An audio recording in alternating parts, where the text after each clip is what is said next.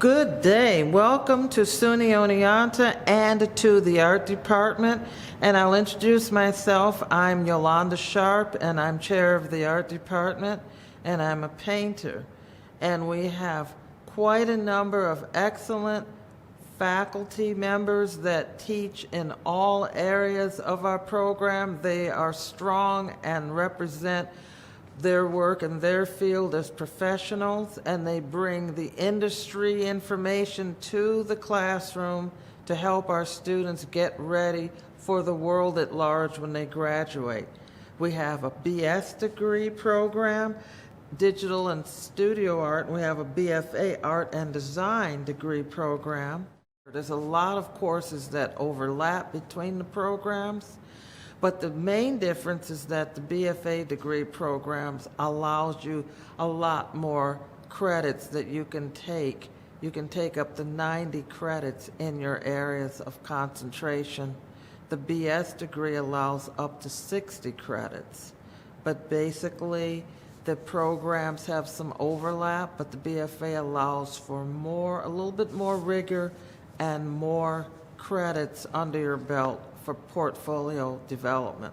You have to apply to enter into the BFA either through admissions as a freshman or transfer student, or if you are currently a student in the program under the BS degree, you're welcome to apply. And we also have art minors, computer art minors, and art history minors for those that are in other majors that want to take classes in our program but are majoring in other degree programs. You will be given a wonderful treat to samples of our best student works from all areas of our program, and you will be given a tour by our instructional service technician, David Kenny, who goes through all of our facilities to show you what we have. We have state-of-the-art digital studio facilities and studio art facilities. And we are also especially proud that we are best digital art program in the state of New York as #2, followed by Pratt Institute. So we're doing something right to keep our studios state-of-the-art and ready for use for all the students that come and take classes here. I hope you enjoy the rest of our presentation.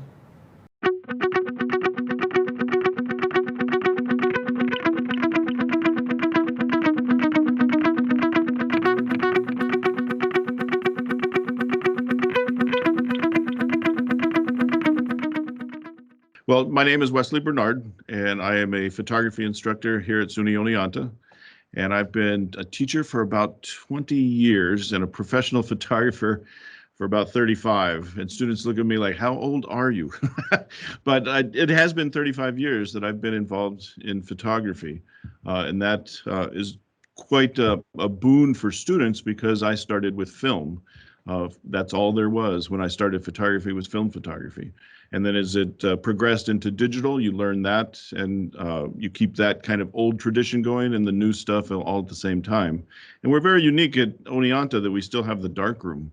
The dark rooms are few and far between. They're starting to disappear because of upkeep and safety regulations, but mostly people are aging out of it and forgetting what to do with film. So there's not that many that know. And so we do have a very unique department. We have a huge darkroom built in 1963, and we restored it to the 1963 version. It's a 179-year-old process that hasn't changed much, and it's tried and true, and it's beautiful, and it's handmade. And students get to experience all kinds of different formats of film as well. They shoot with the little 35mm cameras. They can shoot with the large cameras. They can shoot with the 4x5s that are on display behind me. So they can shoot with small negatives, medium negatives, large negatives, and they get to learn all of that. Those are 2 classes offered for the black and white section in the department. We also have 2 digital sections where you learn the basics of digital photography, and our computer labs are state-of-the-art and beautiful. Great stuff. So we have 2 of those that they can specialize and focus their attention on digital photography. And in the last 2 years, we've had new classes come into the program. I designed 3 new classes: a portrait class, so it's 15 weeks of portraiture, a still life and product class, so that's 15 weeks of that as well, and a documentary photography class. So we're starting to specialize and focus a little bit in the photography department.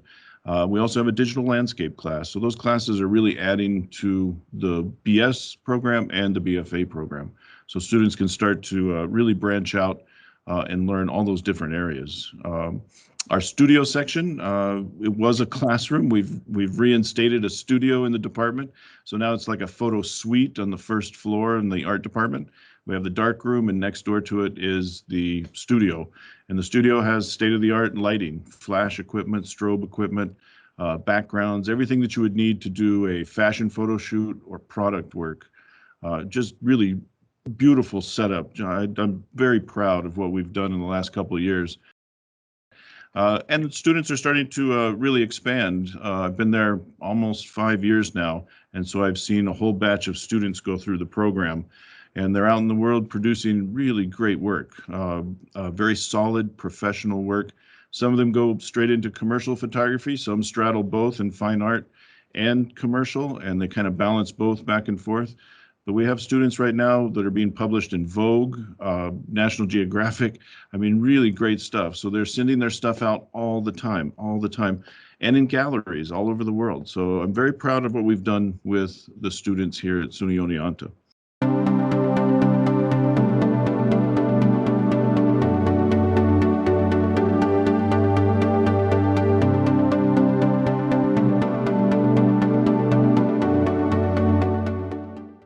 My name is Kathy Spitzhoff, and I'm an assistant professor in the art department. I teach graphic design, advanced graphic design, introduction to computer art, typography, and the history of graphic design. And what we do is we try to get students very familiar with the software first, where they learn the technical aspects of page layout, creating illustrations, so that they're comfortable. And then we start moving into the concepts where they really learn to be creative. We teach them everything from empathy for the viewer so that they are able to put themselves in the role of the person who uses their graphic design. And the goal is to give the student a set of skills that when they leave the department, they're ready to move out into positions and jobs. Graphic design covers both creative and conceptual and borders on fine art, but it also very much is a practicing trade. And there's a whole field out there where you need to know how to function within it. And that's the goal, is to prepare the student to do that. I worked in the field in New York City for many years before I came up to teach. And I know that it's a field that's very competitive. There's a lot of time pressure. You're always under deadlines. You have to adhere to a certain quality. And that's some of the professional aspects that we try to teach the student. And if a student comes to Oneonta hoping to learn graphic design and web design, there's enough courses that they would graduate through the different courses until they reach a level where they are really producing and really creating. Projects will be everything from doing book jackets, page layouts, table of contents, user interface design for apps. We do information design. So it's pretty far stretching. And we are always talking about portfolio. Honestly, and I always tell them their portfolio starts to be created the first day of class in freshman year. And I say, no one is going to say, did you get an A in this project? They're going to say, let me see your portfolio. Mm-hmm. And they'll decide for themselves whether they want to, hire you or not hire you, give you an A or not, right? So you're always thinking about the next step, which the portfolio is going to take you to. So each project should be something that you'd be proud to put in the portfolio. As we get into those upper level classes, we're really concentrating on the portfolio that's going to get you the next step. And there I want to see some complexity. I want to see your own voice coming through. There should be some consistency through the portfolio so that the graduate school admissions person or the person interviewing you for the job sees that you have reached some level of maturity as a designer, where you could say, this is kind of my style. You know, I can be flexible, but I have a style. And they should worry about color. They should worry about typography. They should worry about all the details, because basically graphic design is 1,000 details that come together and look good, you know. There's a wonderful spirit here. People really care about the students. You will have many opportunities to develop yourself. If one avenue doesn't feel quite right, you can move down another.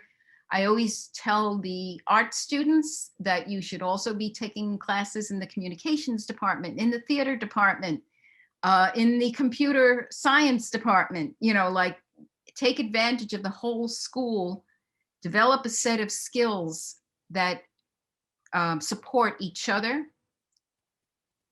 And, you know, you'll do fine, but there's so many different ways for you to succeed within the art department.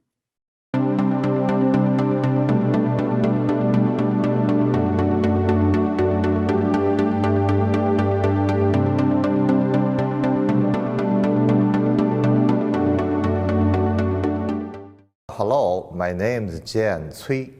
Cui is my last name, Jian is the first name. My students call me Jian because it's easier to pronounce. And I'm a full-time professor here, associate professor in the art department. My specialty is the time-based media, including the 2D animation, 3D animation, 3D modeling, and digital video. And I myself actually coming from a studio art background, you know. That's why I feel that I fit in this department very well, because the department have a great concept of integrating the traditional art, studio art, with the digital technology. And my class is really doing that. All this time-based, you know, media art, you know, doesn't matter, it's modeling, animation, or video, it has one common goal. One common thing that is really fundamental for all of them. That is dream catching. You know, you really have to have the motivation, you know, to experience something fantastic. You know, you need a rich imagination. You need some talent to be doing really well in these areas. So, for example, in the 3D modeling class, some of the students create a dream apartment that maybe you can afford only in your next life. We use fundamentally, use Maya. Maya is the leading software in the 3D industry. Also, Maya itself, you know, cannot finish all the job. We also need After Effects, Premiere Pro, and the sound equipment to really produce a portfolio quality 3D animation. 3D animation, the 3D part is just the first part, probably the most essential, you know, but there are other things. In 3D animation, you know, you create little characters, let them talk together. You invent a love story, hate story. You know, you use that as a tool to address your concern, your feeling of your own life, you know. In the 2D animation class, 2D animation is probably the most popular class of all my class because a lot of the students are coming from the studio art background. They're painters, they're printmakers, they're sculptors, they're ceramists, you know. They found this class, you know, it's a great way of making use of their foundations, their skills that learned from other class, and combined with digital technology.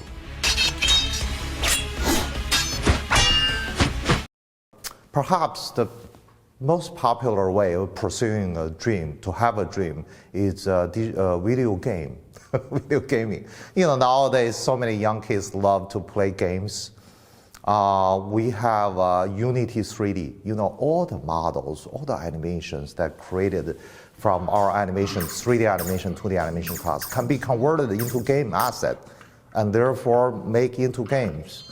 Some of my students now are character designers, 3D modelers, 3D animators. Even you're not interested in down the road, okay, in be a animator in Disney, in Hollywood, that skill will go with you everywhere. It'll make you so much competitive than the rest of the competitors.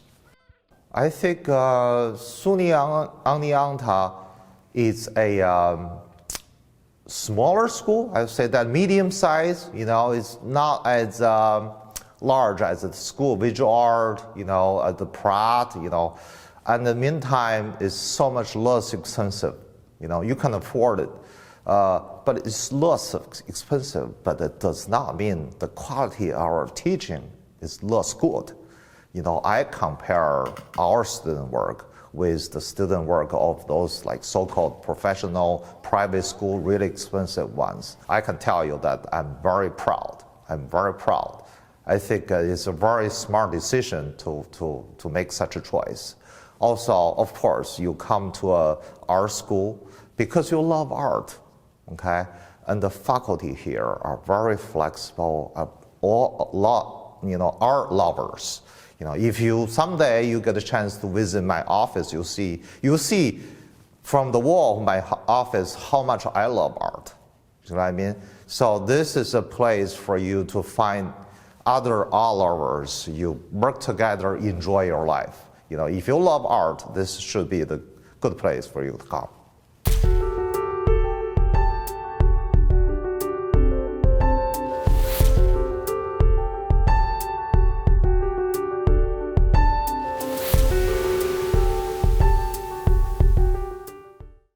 At SUNY Oneonta, I coordinate the Visual Culture Art History track that offers both general education survey courses and upper division courses, from ancient to contemporary art. New courses have been developed to reflect the dynamic changes in the field, such as global art, which looks into the geography of art history and visual culture that radically changed during and especially after the end of the Cold War in 1989, resulting in global diaspora, migration, exile, and/or increased travel of peoples and objects.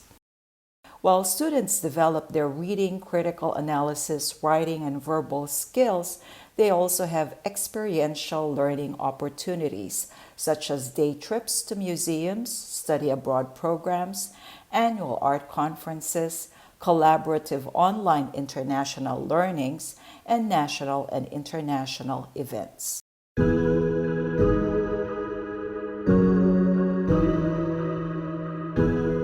Professor Catherine Spitzoff and I lead a museum trip every semester, taking over 100 students to see art up close and personal. For its encyclopedic scope, our favorite destination is the Metropolitan Museum of Art in New York City, where students behold artworks from pharaonic statues to Emmanuel Luzzi's 1851 painting, Washington Crossing the Delaware in 1776.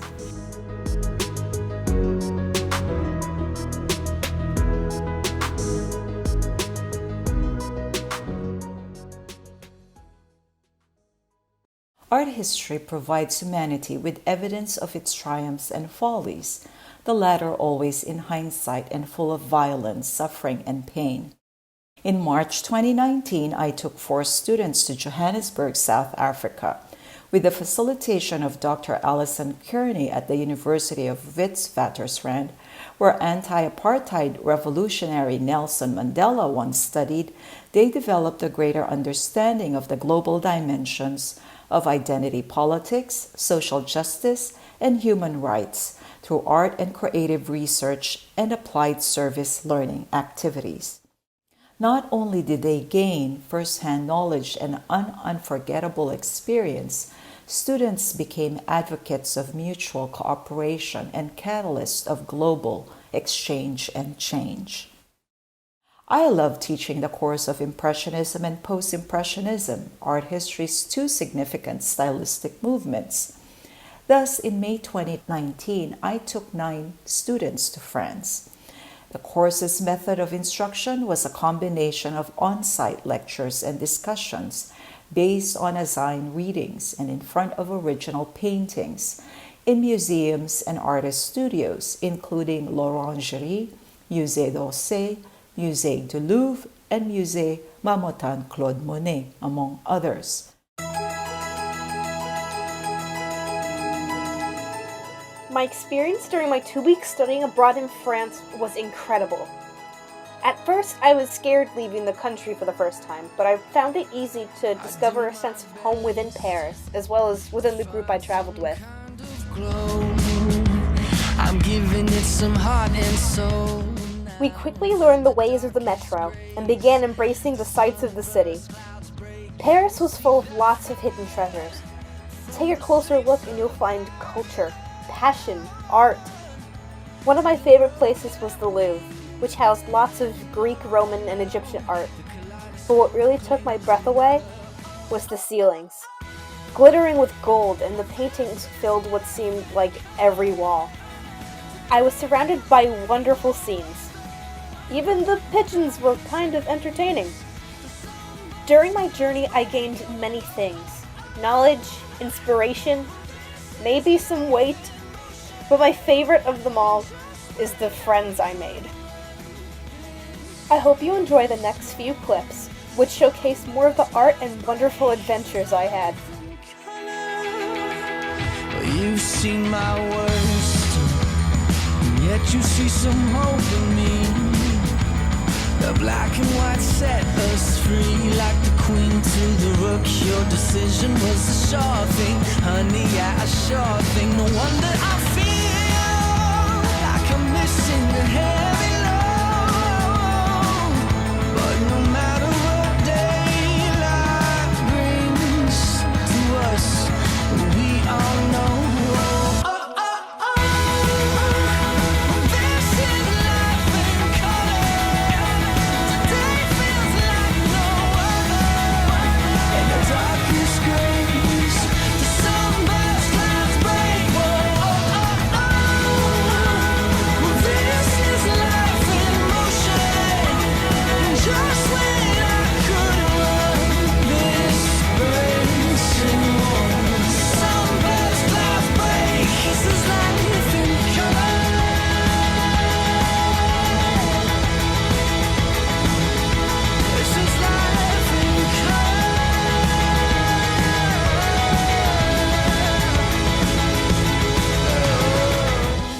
We had the opportunity to visit different landmarks that inspired the works of famous artists, like Monet's water lily pond and the wheat fields that Van Gogh used to paint.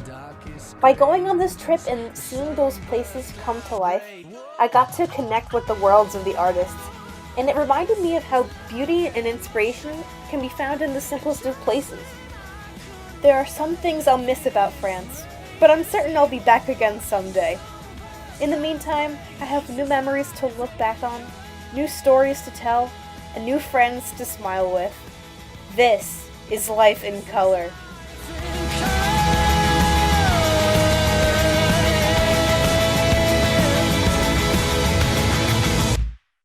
All these provide our students the opportunity to deepen art historical knowledge and strengthen research and creative activities, creating a vibrant culture of diversity at SUNY Oneonta upon their return. Hello, my name is David Kenny. I'm the Instructional Support Technician for SUNY Fine Arts, and I'd like to take you on a little tour if you come with me.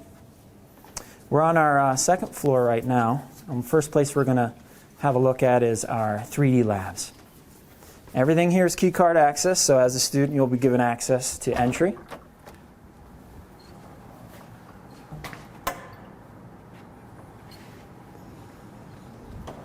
Here we have our sculpture lab. Our sculpture lab is a several room studio, and it's also where you would take 3D design classes. So in here we have a full wood shop, We have some bead blast equipment that helps us with our bronzing foundry. We'll have a look at that shortly.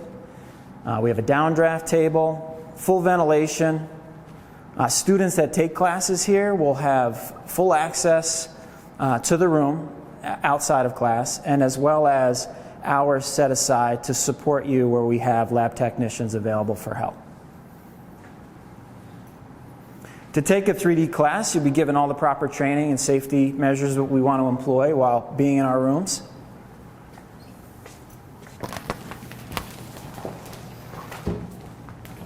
As I said, we have a multi-room facility here, so when you're in this class, you'll be able to take advantage of a couple different spaces in which to work. So here we have typically our lecture room.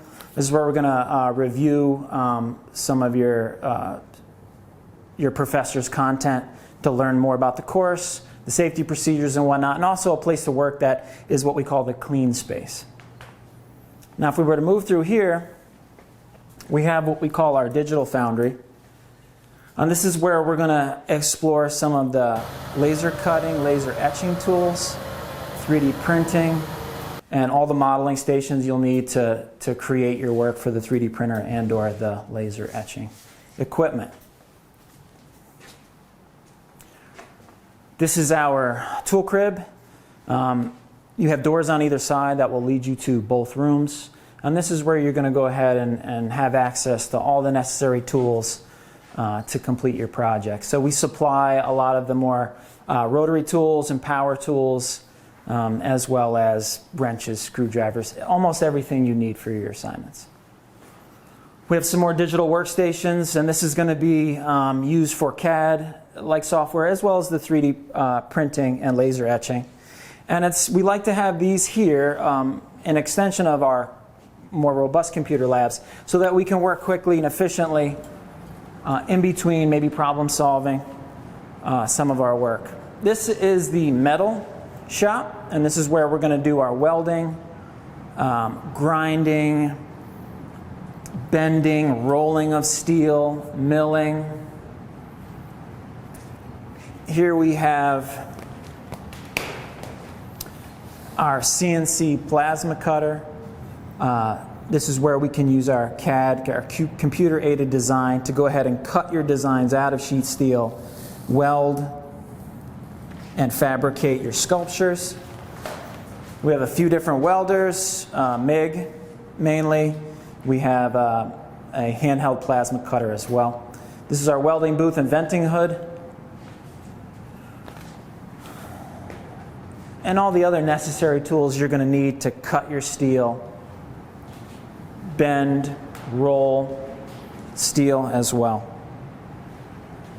We have some grinders and some band saws and all types of tools for metal, pretty much everything you can think of.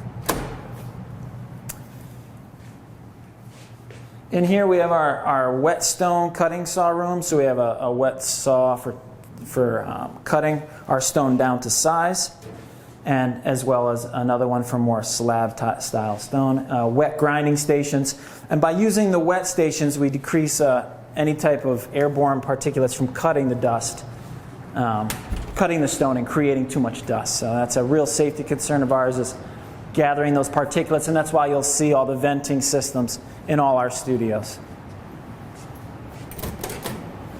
We're moving on to the foundry now. It's a little noisy in here.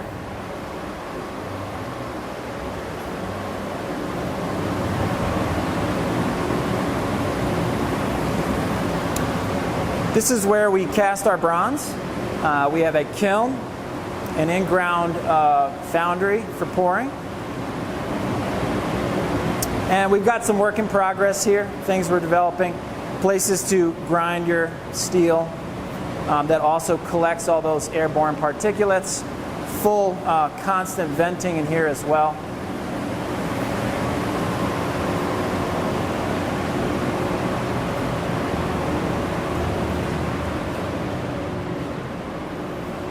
A few simple examples we like to keep on hand, just to show you the assembly, the rolling, the bending, and some sculpture from the past. Back on floor 2, we have our ceramics department.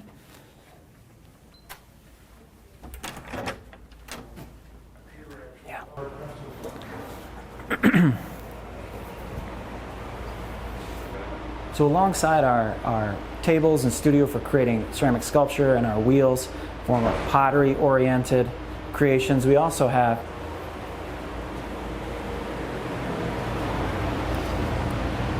our kiln room. And this is going to be where all the firing's done.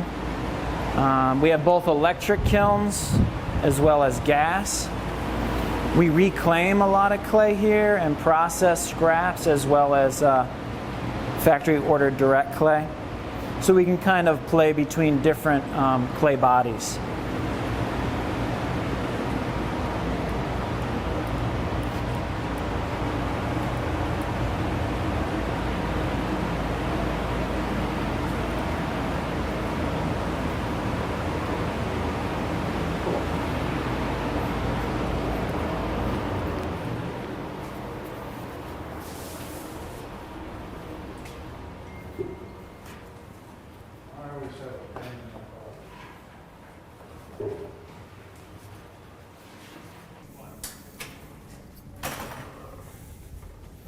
So here we are on the third floor. And again, we're going to have our key card access for any student that's enrolled.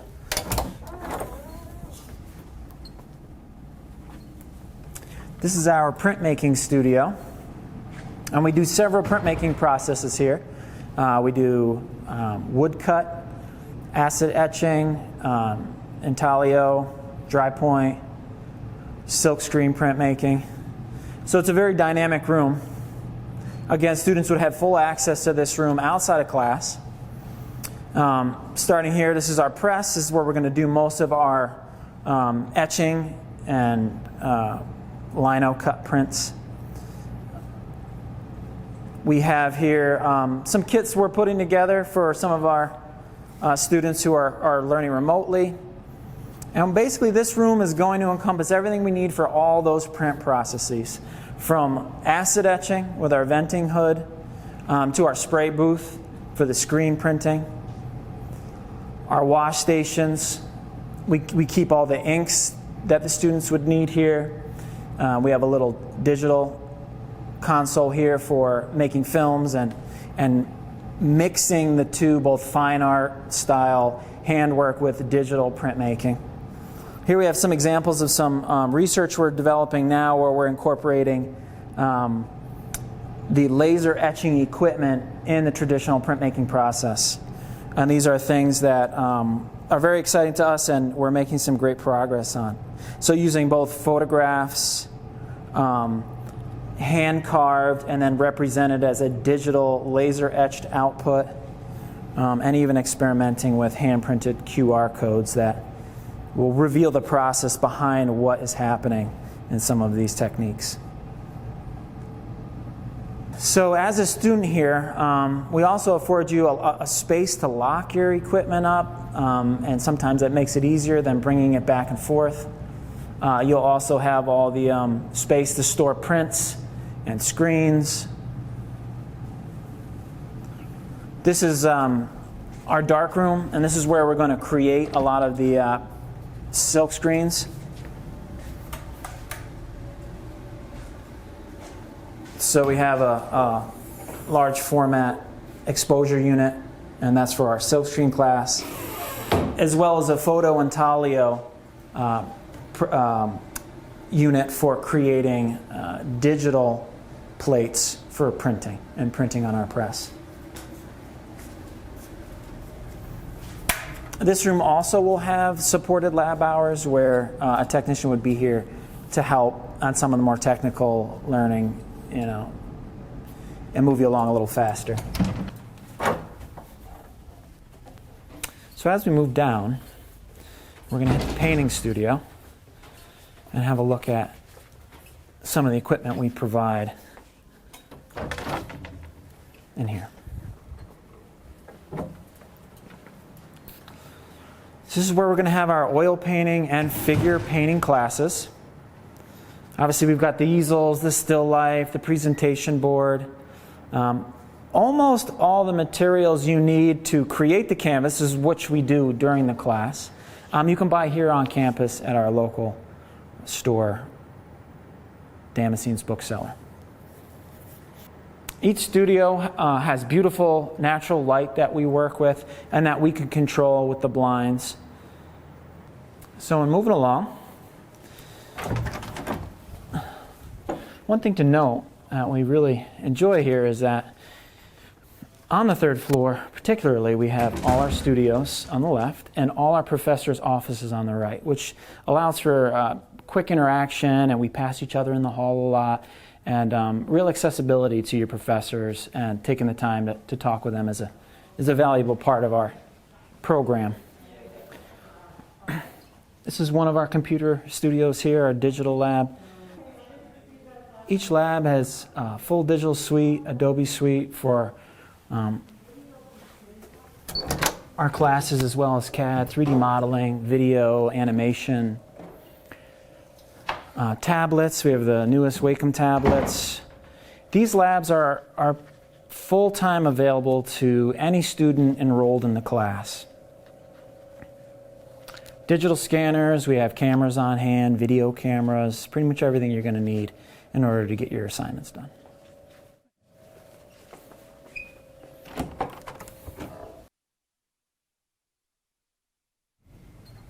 So moving on to floor 1 of the Fine Arts facility, this is where we have our galleries as well as some other labs. And here you can see the exhibition posters from previous student exhibitions that we offer. Computer labs. We have what we call the Project Space Gallery. It's a little more experimental gallery, more student-oriented, group show-oriented, project-based, something that you're going to put together and submit to a jury panel, and they're going to decide, who's really putting that effort in is going to go ahead and exhibit in this space.